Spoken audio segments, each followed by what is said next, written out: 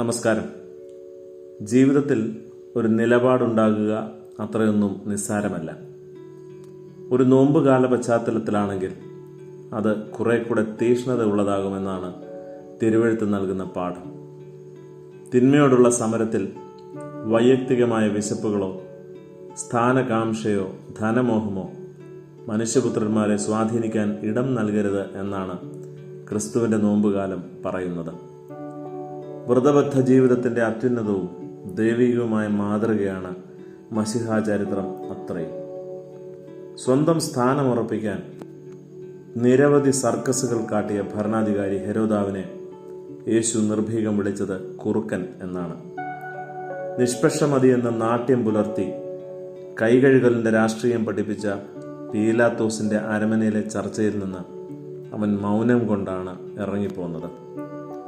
അധാർമികതയുടെ തീന്മേശകളിൽ വിളമ്പുകാരനായി നിന്ന് ഓശാന പാടാഞ്ഞതുകൊണ്ട് അവൻ മഹാപുരോഹിതന്മാരായ ഹന്നാവിൻ്റെയും കയ്യാപ്പാവിൻ്റെയും തുടരെയുള്ള കൊടും നുണകൾക്ക് നിരന്തരം ഇരയായി തീർന്നത്.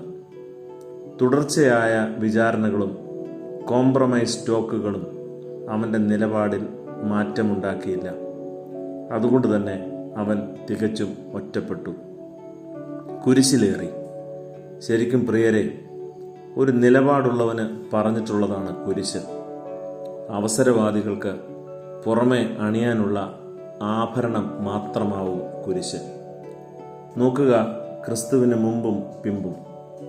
നോഹയ്ക്കെതിരെ പരിഹാസം, മോശയ്ക്കെതിരെ പിറുപിറുപ്പുകൾ, പാളയത്തിൽ തന്നെ ഗൂഢാലോചന, ഏലിയാവിന് നാടുകടത്തൽ, ദാനിയേലിന് സിംഹക്കുഴി, ശദ്രക്കിനും മേശക്കിനും അബേദ്നെഗോവിനും തീച്ചൂള, സ്നാപക യോഹന്നാന് കഴുത്തിൽ ഒരു വാൾ, സ്തേഫാനോസിന് കല്ലേറ്.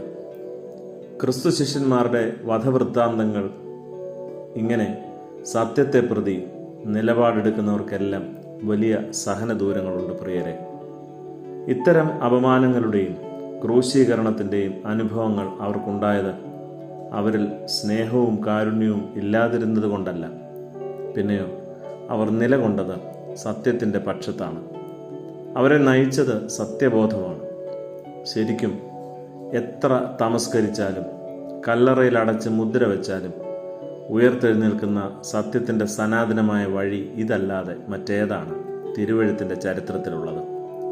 സത്യമായും ഈ വഴിയിൽ നോമ്പുണ്ട്, നിലപാടുണ്ട്, നിന്ദകളും നിഷേധങ്ങളും ഏറ്റുവാങ്ങേണ്ടുന്നതുണ്ട്, തീച്ചൂളകളും കുഴിയിൽ വീഴ്ത്തലുകളുമുണ്ട്, ഒടുവിൽ കുരിശ് കയറ്റവും ഏകാന്തതയും ഉണ്ട്.